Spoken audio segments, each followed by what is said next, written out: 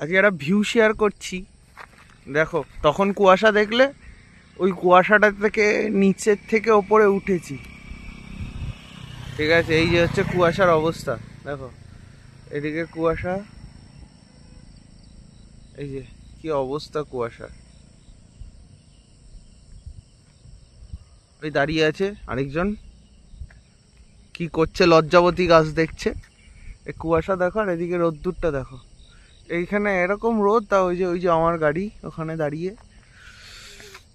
পাহাড়ের ওপরে আছি। আর একটা জিনিস দেখাই, এই দেখো কুয়াশার জন্য হেলমেটের অবস্থা দেখো।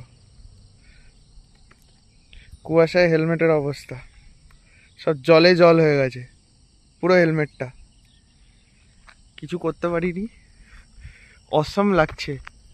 চা বাগান নয়, দার্জিলিংয়ে হলে হয়তো, পাহাড়ে হলে চা বাগান, বাড়ির ওদিকে হলে। এখানে চা বাগান দেখতে পাচ্ছি না, কিন্তু ক্ষেত আছে, কিছুর একটা ক্ষেত আছে প্রচুর। এই ইনি দাঁড়িয়ে আছেন আমাদের এসডি রাইডার।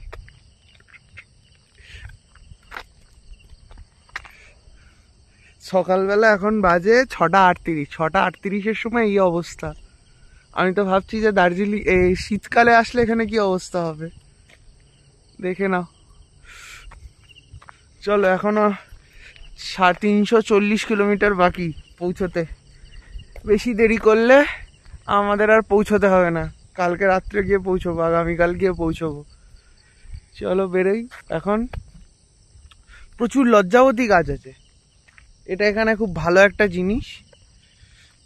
যাচ্ছি, এখানে প্রচুর লজ্জাবতী গাছ, আমি দেখাচ্ছি।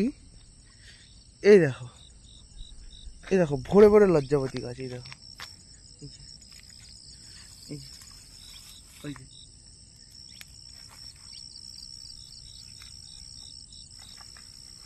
ওই দেখো কত লজ্জাবতী গাছ, ফুল হয়ে ভরে রয়েছে। এই যে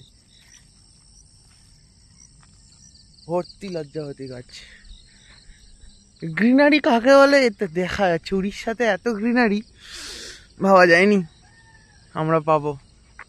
আমাদের ওয়েস্ট বেঙ্গলে তার সবুজ দেখা যায় না এখন, আর এখানটাই দেখতে হবে। চলো রাখছি।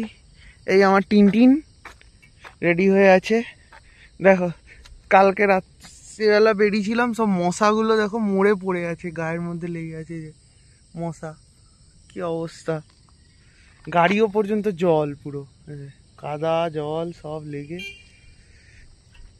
চলো বেরোই, টাটা সবাইকে, টাটা।